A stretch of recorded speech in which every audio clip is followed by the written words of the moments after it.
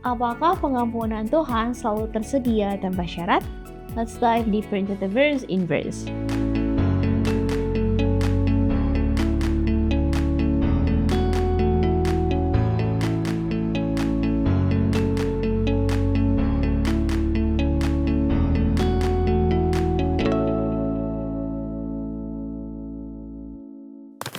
Selamat datang di podcast Bible Study in Verse, dan kita masih belajar dari triwulan kedua dalam seri bertumbuh dalam hubungan dengan Tuhan. Dan pada episode ke-10 ini kita belajar dengan judul pertobatan pengampunan dari Keluaran pasal 34 ayat 1 sampai dengan 9. Saya berharap sahabat Inverse boleh membaca, mempelajari secara pribadi pelajaran pekan ini, dan ebook Inverse tersedia dalam tautan di deskripsi video ini.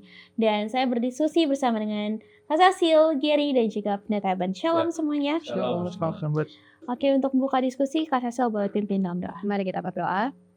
Bapa kami yang bertahta di dalam kerajaan surga, saat ini Tuhan kami bersyukur, kami memuji Engkau karena Engkau adalah Allah yang baik, yang selalu mengasihi kami. Bapa, terima kasih untuk kesempatan yang indah pada saat ini, di mana kami boleh dapat berkumpul untuk membahas sebagian dari firman Tuhan melalui acara Inverse ini. Kiranya Tuhan, pelayanan yang akan kami lakukan, apa yang akan kami pelajari, itu boleh menjadi berkat bagi kami semua. Ini yang menjadi doa kami Tuhan, mohon ampun akan setiap dosa dan kesalahan kami, dalam nama Yesus kami berdoa. Amin. Amin. Pelajaran pekan ini dari Keluaran 34 ayat 1 sampai dengan 9, kami akan bacakan ayat 5 sampai 9 saja. Keluaran pasal 34 ayat 5. Turunlah Tuhan dalam awan, lalu berdiri di sana dekat Musa serta menyerukan nama Tuhan.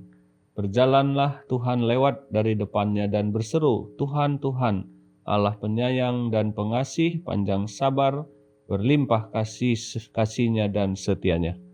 Yang meneguhkan kasih setianya kepada beribu-ribu orang, yang mengampuni kesalahan, pelanggaran dan dosa, tetapi tidaklah sekali-kali membebaskan orang yang bersalah dari hukuman, yang membalaskan kesalahan bapa kepada anak-anaknya dan cucunya, kepada keturunan yang ketiga dan keempat. Segeralah Musa berlutut ke tanah, lalu sujud menyembah. Serta berkata, jika aku telah mendapat kasih karunia di hadapan-Mu, ya Tuhan, berjalanlah kiranya Tuhan di tengah-tengah kami. Sekalipun bangsa ini suatu bangsa yang tegar tengkuk, tetapi ampunilah kesalahan dan dosa kami. Ambillah kami menjadi milik-Mu. Amin. Nah, Pendeta, sebelum peristiwa ini, apa sebenarnya peristiwa yang terjadi di sebelum Keluaran pasal 34 yang kita baca tadi? Ya, jadi sebelum kisah di pasal 34 ini, beberapa waktu sebelumnya ada satu cerita tentang kejatuhan moral dari bangsa Israel ketika Musa berada di puncak gunung Sinai. Mereka tunggu Musa, akhirnya mereka ragu-ragu dan di situ mereka jatuh kepada penyembahan dewa yang mereka bentuk dari patung lembu emas. Jadi tentunya ini adalah sebuah krisis rohani, krisis moral yang terjadi, melanggar perintah Tuhan, menyembah berhala, dan ini layak untuk mereka dihukum. Dan kita lihat cerita-cerita sebelumnya, penyembahan kepada berhala, hukumannya ini adalah hukuman yang luar biasa, hukuman mati. Tetapi disitulah Tuhan menunjukkan kasih setianya, pengampunannya yang berlimpah kepada bangsa ini sekalipun mereka sudah begitu jauh meninggalkan Tuhan yang sebelumnya mereka berjanji setia beribadah kepada Tuhan, tapi justru mereka jatuh kepada penyembahan berhala, patung lembu emas yang mereka bangun waktu itu. Itu epic banget ya, sebenarnya. Jadi kita bisa lihat kalau janji manusia itu janji palsu ya. Dan seringkali saya juga ngerasa saya janji-janji doang nih ke Tuhan gitu ya. Tapi dalam Keluaran 34 ini Tuhan justru menyatakan dirinya ya, bahwa Ia adalah sosok yang penyayang gitu ya, pengasih, panjang sabar ya, panjang sekali sabarnya Tuhan ini, dan mau mengampuni kesalahan, pelanggaran dan dosa. Bagaimana kita boleh memahami karakter Tuhan yang penuh pengampunan ini? Bagaimana kita bisa memahami pengampunan Tuhan tanpa meremehkan seriusnya dosa? Karena kan udah keenakan kan kadang kayak ya kok Tuhan ampuni, tapi ya gitu deh ngelakuin terus gitu. Iya, jadi itulah lemahnya manusia ya Kak. Kalau dienakin terus malah jadi kebiasaan, malah dianggap remeh. Begitu juga dengan apa yang terjadi, kadang kita menganggap dosa yang kita lakukan itu remehnya, semua orang juga melakukan, padahal Yang harus kita ingat bahwa kenapa Tuhan mengampuni kita, karena itu karakter Tuhan, dia panjang sabar, panjang kasih. Tapi jangan sampai orang sabar kan punya batasnya, begitu juga dengan Tuhan. Oke. Nah, itulah ya, seperti yang dibilang Gary tadi, jangan kita menyalahgunakan juga pengampunan Tuhan ini. Jadi Tuhan mengampuni itu bukan karena dosa itu nggak serius atau dosa itu main-main, tetapi justru dengan pengampunan yang Tuhan berikan kepada kita itu untuk menyatakan bahwa Tuhan ini Maha Pengampun loh, Tuhan ini baik gitu. Nah, tapi yang menjadi masalah juga di kita, seringkali kita meremehkan kasih karunia Tuhan itu. Ya kan, karena kita nanti kita lakukan ini, kita minta ampun, diampuni kok. Nah, jadi kita menyalahgunakan ya kasih karunia atau pengampunan yang Tuhan berikan kepada kita itu. Nah, jadi diingatkan kepada kita juga sekarang ini bahwa janganlah kita menyia-nyiakan kasih karunia atau pengampunan yang Tuhan berikan kepada itu dengan cara kita bermain-main dengan dosa, dengan berpikiran seperti yang saya bilang tadi, nanti kalau aku buat ini, nanti aku minta maaf, diampuni kok. Nah, gitu. Oke, dan memang pertobatan sejati itu nggak bisa kita hasilkan sendiri gitu ya. Memang harus berasal dari pekerjaan Roh Kudus. Tapi mengapa demikian, Pendeta? Iya, jadi memang secara alami manusia itu sudah hidup dalam kecenderungan akan dosa. Itu alamiahnya kita. Walaupun tidak ada dosa yang diwariskan ya. Nah, jangan lupa, tapi kecenderungan untuk jatuh ke dalam dosa itu adalah sifat alamiah manusia, di mana kita seringkali membenarkan diri dan kita tidak melihat dosa-dosa itu kekurangan-kekurangan kelemahan kita. Jadi di sini kita membutuhkan pekerjaan Roh Kudus untuk membuat kita peka rohani dan melihat bahwa itu adalah sesuatu yang sedang menuntun kita kepada kehancuran rohani. Nah, masalahnya seringkali adalah ketika kita menyadari dosa itu kita lakukan, kita menyesal bukan karena apa yang kita lakukan, tetapi kita menyesal oleh karena konsekuensi akibat daripada yang kita lakukan. Nah, ini bukan pertobatan namanya. Di beberapa kisah Alkitab seperti Esau, dia menyesal kehilangan hak kesulungan. Seperti Nabi Bileam, dia menyesal karena akibat, termasuk Yudas. Jadi dia tidak pernah bertobat, tapi menyesal karena akibat pelanggaran yang dia lakukan. Nah, sebenarnya Petrus dan Yudas itu samanya dosa mereka, nggak ada bedanya. Tetapi Petrus dia bertobat, tidak hanya menyesal karena akibat dari dosanya, tapi Yudas dia hanya sekedar menyesal karena ada efek konsekuensi daripada dosa yang dia lakukan. Jadi hendaklah kita melihat dosa itu adalah sebuah atau sesuatu yang mendukakan hati Tuhan, menyakiti hati Tuhan. Sama seperti kita kan tidak tega kita menyakiti, mendukakan hati orang tua yang mengasihi kita. Jadi hendaklah kita melihat dosa itu bukan karena akibat buruk yang kita alami, tetapi pelanggaran dosa adalah sesuatu yang membuat Tuhan berduka atau bersedih, kecewa, karena dia begitu mengasihi kita, tapi kita kecewakan dia. Nah, kita harus anggap seperti itu. Iya. Kita harus menyelidiki hati kita lebih dalam lagi kalau gitu ya. Jangan-jangan selama ini saya secara pribadi berdoa minta ampun itu menyesal karena saya udah terima akibatnya nih, udah ada efek buruknya pada saya, bukan karena saya lihat paku yang tertancap, darah yang tercurah lagi buat saya lagi dan lagi itu. Dan kadang memang orang juga takut untuk datang kepada Tuhan karena merasa dosanya udah terlalu besar atau terlalu sering jatuh gitu, janji-janji lagi. Jujur ini masalah saya dan mungkin seluruh anak muda yang mungkin menyaksikan, dan mungkin orang-orang tua juga mungkin bisa ya Pendeta ya. Ya, dari kisah bangsa Israel dan anak lembu emas, apa yang bisa menjadi penghiburan bagi kita ketika kita melihat apa yang terjadi pada mereka? Ya. Ini dari kisah anak lembu emas itu satu pelajaran yang kita dapatkan bahwa tidak ada dosa yang tidak dapat diampuni kalau memang kita benar-benar datang untuk bertobat. Arti bertobat di sini adalah berarti kita benar-benar menyesali perbuatan kita dan kita berkomitmen untuk tidak melakukannya lagi. Nah, penghiburan yang Tuhan berikan di sini adalah yaitu seperti saya bilang tadi bahwa kalau di saat kita berdosa, kita harus datang kepada Tuhan. Kalau kita memang benar-benar bertobat, kita benar-benar menyesali perbuatan kita, Tuhan pasti menerima kita. Nah, tapi memang sekarang ini terjadi seperti itu ya. Kalau di saat seperti itu bukan justru mendekatkan diri kepada Tuhan, tetapi malah Lari jauh-jauh. lari jauh daripada Tuhan. Saya pernah baca buku yang buku ungu kecil, saya lupa namanya, di Kemenangan Sejati kalau nggak salah. Kebahagiaan Sejati, sorry. Di situ ada yang dibilang bahwa ternyata situasi seperti itu, di mana kalau kita merasa kita ini seperti terlalu berdosa, terus kita mau jauh dari Tuhan, itu adalah cara setan untuk menjauhkan kita dari Tuhan. Nah, jadi ya diingatkan kembali kepada kita ya, bahwa kita ini punya suatu penghiburan dari Tuhan, bahwa sebesar apapun dosa kita, janganlah kita enggan untuk datang kepada Tuhan. Karena kalau kita memang benar-benar mau bertobat, kita mengakui kesalahan kita tidak akan melakukan itu, Tuhan pasti akan mengampuni kita. Iya, ini kan kisahnya kan Tuhan dikhianati ya Kak. Ya, kalau kita refleksikan, kita jadi manusia juga pasti sakit banget kalau dikhianati.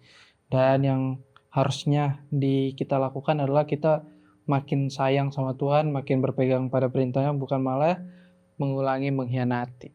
Nah, itu tahu ya harus sakit kalau dikhianati ya, harusnya relate ya. Masa iya mau menyakiti hati Tuhan yang sangat sayang pada kita gitu ya. Oke, dan pelajaran pekan ini juga menghubungkan antara pengampunan dengan jubah kebenaran Kristus, pendeta. Tentang bagaimana Yesus menawarkan jubah kebenarannya sebagai ganti pakaian kotor kita. Secara praktis, apa sih sebenarnya artinya setiap hari memilih dikenakan jubah kebenaran Yesus? Iya, jadi betul bahwa memang kita tidak dapat menyucikan diri kita sendiri, mengampuni dosa kita sendiri. Apapun yang kita lakukan, kita tidak dapat membenarkan diri kita. Tetapi disinilah kita beriman bahwa Tuhan menyediakan pakaian putih, jubah kebenaran. Pembenaran itu datang dari Tuhan.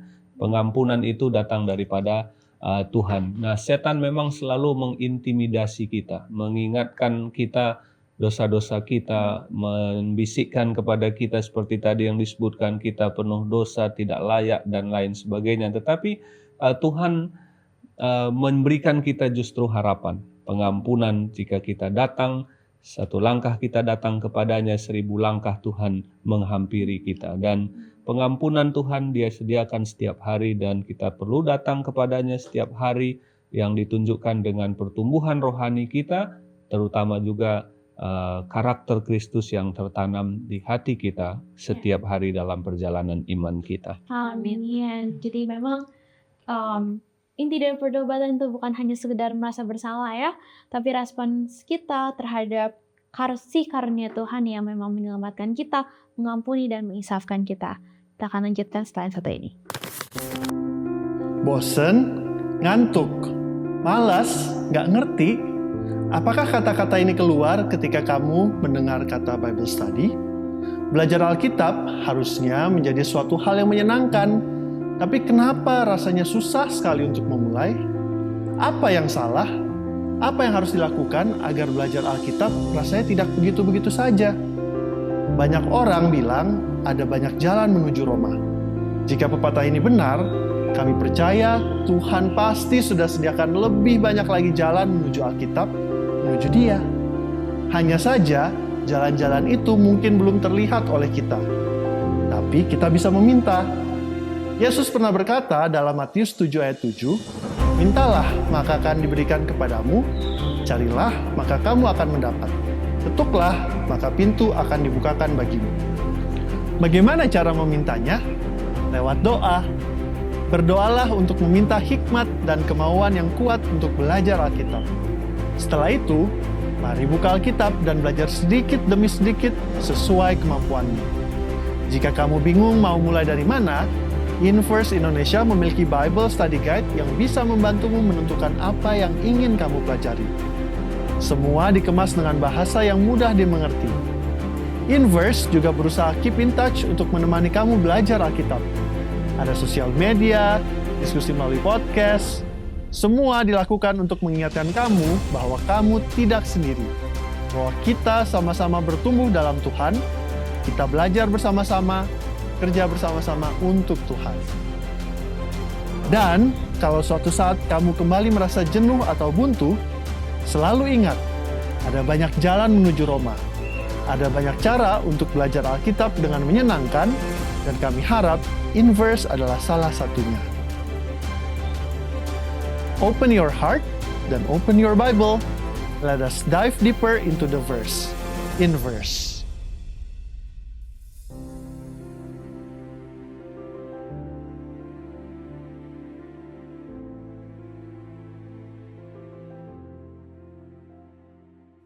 Terima kasih sahabat Inverse untuk tetap bersama-sama dengan kami.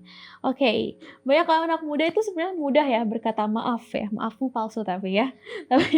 Tapi dalam hati itu sebenarnya masih cari alasan gitu untuk membenarkan diri, sering banget ya kan, karena ego ya mungkin ya, egonya tinggi jadi masih mau gitu. Saya tuh sebenarnya ada sisi benarnya loh, tetap dicari gitu ya. Sebenarnya bagaimana kita bisa membedakan penyesalan biasa dengan pertobatan yang sejati. Iya Kak, ini sangat relate ya di kehidupan anak muda-muda, apalagi mungkin kita pernah mendengar kalimat, aku nggak butuh kata-kata maaf darimu, aku butuh perbuatan kamu. Kan itu juga yang Tuhan perlukan. Bagaimana terkadang orang tuh meminta maaf karena ketahuan akibat dosanya, apa yang terjadi, bukan karena dia berduka, dia udah ngelukain hati orang tersebut. Begitu juga dengan kita harusnya bukan karena ketahuan dosa kita diketahui publik, tapi bagaimana kita mendukakan hati Tuhan. Ya, betul ya. Jadi memang ketika kita menyadari dosa itu, kita menyesalinya, dan tidak hanya berhenti di situ, tapi banyak orang tadi memang menyesali akibat buruknya, bukan dosanya, tetapi lebih daripada itu adalah ketika kita tidak mengulangi kembali. Itulah bukti dari penyesalan yang memang betul-betul menyesal.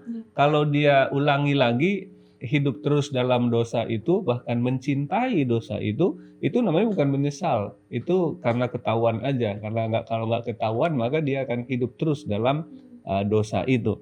Jadi penyesalan yang sungguh adalah ketika benar-benar seseorang itu balik badan, belok kanan atau kalau di Pathfinder itu ya, balik kanan, langkahnya berubah arah. Itulah namanya penyesalan yang sungguh, pertobatan.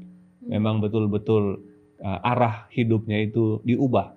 Tadinya ke kiri, sekarang ke kanan. Jadi memang dia berputar balik dari kehidupan yang lama. Berhenti di 180 derajat ya, nggak lanjut ke 270 ke 360 ya, balik lagi ke titik awal nanti ya.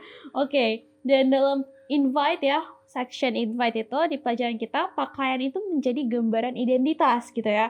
Apa bahayanya kalau seseorang itu mencoba membangun identitas rohaninya dengan pakaiannya sendiri, yaitu kebenaran diri sendiri? Nah, ini bahaya nih kalau misalnya kita menjadikan kerohanian kita itu menurut standar kita. Bahayanya apa? Misalnya saya kasih salah satu contoh sederhana ya. Kalau kita memakai standar kerohanian kita itu menurut pandangan kita sendiri, kita bisa sering saja berkompromi. Misalnya, ini nggak apa-apa, ini sekali aja kok ini. Tapi ternyata dari sekali jadi 2 kali, jadi banyak kali. Jadi standar rohani ini kita gunakan untuk apa ya? Sebenarnya untuk menyenangkan diri kita sebenarnya. Validate our happiness. Iya, supaya kita seakan-akan membuat kehendak Tuhan itu sejalan dengan keinginan saya. Nah, itu kalau kita menggunakan standar rohani yang dari diri kita. Nah, makanya janganlah pernah kita menggunakan standar rohani itu dari sisi pandang kita. Jadi standar rohani kita itu memang hanya pada Kristus saja dan pada firman-Nya. Iya, ini juga menjadi pergumulan ya, apalagi kalau kita di dalam pelayanan, kita ngambil menjadi pegawai jemaat atau di organisasi Advent sebagai ya mungkin seperti di PCM atau PA atau Pathfinder, kita ingin aktif dalam pelayanan untuk terlihat benar, citra kita baik, sedangkan ketika kita praktik, orang lain melihat, loh kan dia aktif pelayanan, dia rajin ke gereja, dia aktif pokoknya aktif dalam pelayanan lah, jadi terlihat. Tapi malah ketika kehidupan di luar, dia nggak bisa mempertanggungjawabkan apa yang dia bagikan. Ini juga harusnya menjadi perhatian bagaimana kita membangun kerohanian kita bukan untuk citra kita, tapi melainkan bagaimana hubungan kita dengan Tuhan. Konsepnya di 2 sisi ya. Tadi kalau ngakuin ini ya udahlah sekali-sekali gitu kan. Tapi yang satu sisi juga standarnya itu, pakaiannya itu adalah memang kalau gue udah ke gereja, gue udah ngelakuin pelayanan ini, itu udah cukup gitu ya.